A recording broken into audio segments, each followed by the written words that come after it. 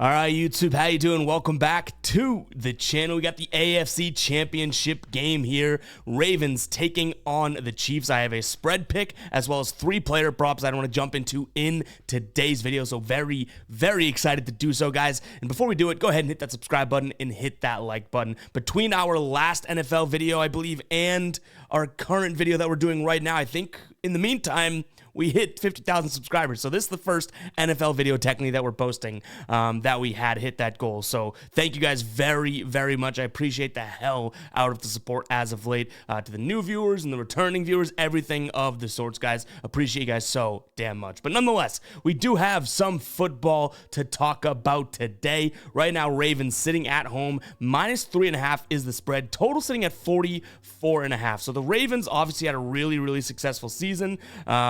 And they're coming off of that big win against Houston. When I say big win, it was a big win because a lot of people were thinking, is this going to be the typical Ravens waltz into the playoffs? And then all of a sudden, Lamar chokes, the Ravens choke, yada, yada, yada. Going up against a red hot, and I mean red hot, Houston Texans team, right? Nonetheless, the Ravens say, yeah, I don't think so. We're going to stomp you, beat by 24 points. So big win for them there. And then Kansas City, 2 big wins in a row. This is a team that everyone's tipped their nose at some point in this season, beating Miami in the first round here. And then last week, divisional going up against Buffalo. Buffalo may have fumbled the bag a little bit, but nonetheless, Kansas City goes and wins that game 27-24. So what are we doing in this spot? We'll sound the psycho alert alarm. I don't know if it's warranted. Maybe a lot of people are on this side. Maybe people do think I'm crazy. Give me the Chiefs plus the 3.5 points. Now, I'm not sitting here saying that the Chiefs run away with this game. They're definitely going to be in the Super Bowl, blah, blah, blah. I'm not. But 3.5 points, getting more than a field goal there, I think is just such a key number in a game in which I do believe is going to be a close game. Now, Baltimore should be head and shoulders better than this Chiefs team, offensively and honestly defensively, right? Like, no kidding. They should be a much better team. But do they have the pedigree? Do they have the experience in the playoffs like the Chiefs do? Like, it's not surprising to me that the Chiefs are somehow yet again in the AFC Championship game, even after a bad season, right? Patrick Mahomes is going to Mahomes. Kelsey kind of steps up a little. Like, this is still a team that has a couple really experienced football players on it. So for that reason, I do go with Kansas City in this spot, and not to be like the people that I just said that were kind of doubting the Ravens against the Texans, but I guess that's technically what I'm doing. Like, I need to see it with my own two eyes before I truly believe it. So again, we sounded the psycho alert alarm. If you guys don't like the Chiefs and you're on the Ravens, I feel like I can't really talk you off it, right? Like, it makes sense. The Ravens had a really good year.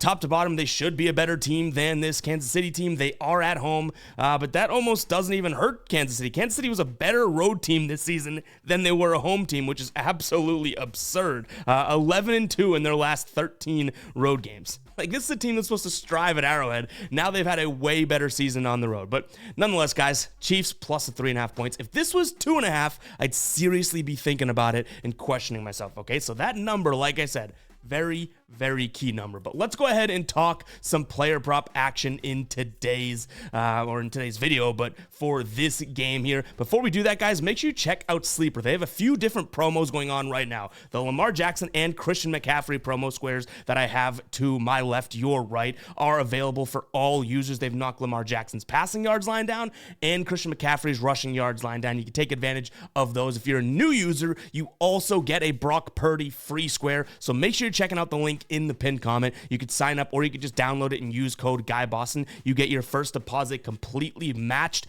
and you get all of this promo action for today's game. So make sure to go check out Sleeper, guys. Use that link in the pinned comment. It's one of my favorite DFS pick'em apps out there right now, which is why I promote them to you guys so very often. Like, this app is legit. I love the uniqueness about it and these promo squares that they're dropping. Go check it out. Again, that link is in the pinned comment.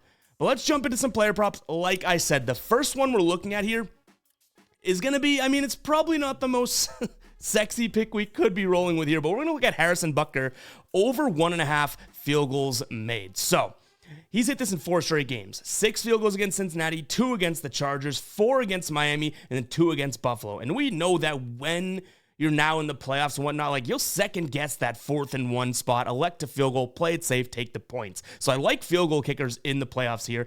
And this is a guy that kind of had what we could consider a rocky-ish year, I guess, in terms of both misses. I guess I shouldn't say rocky because he hadn't missed one in forever, and then he missed 2 in the matter of like 3 weeks, right? So I guess I shouldn't say a rocky year because he was absolutely accurate. But in terms of hitting this line, or even the Chiefs electing to go for field goals overall, really didn't have the strongest of seasons, not the worst, but as of late, look at this. This is by far the biggest sort of volume chunk. Through 4 games, he had 14 field goals made, and you can look up here on the top right here of Outlier, link in the description and pin comment for 7 days free.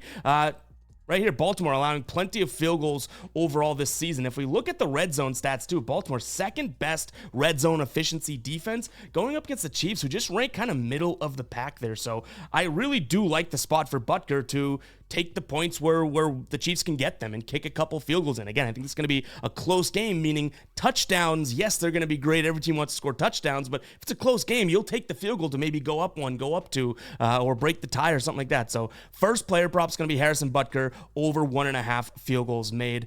Next, we're jumping over to the Baltimore Ravens side of things, and I'm looking at Rashad Bateman, wide receiver 3, I guess you could say, right?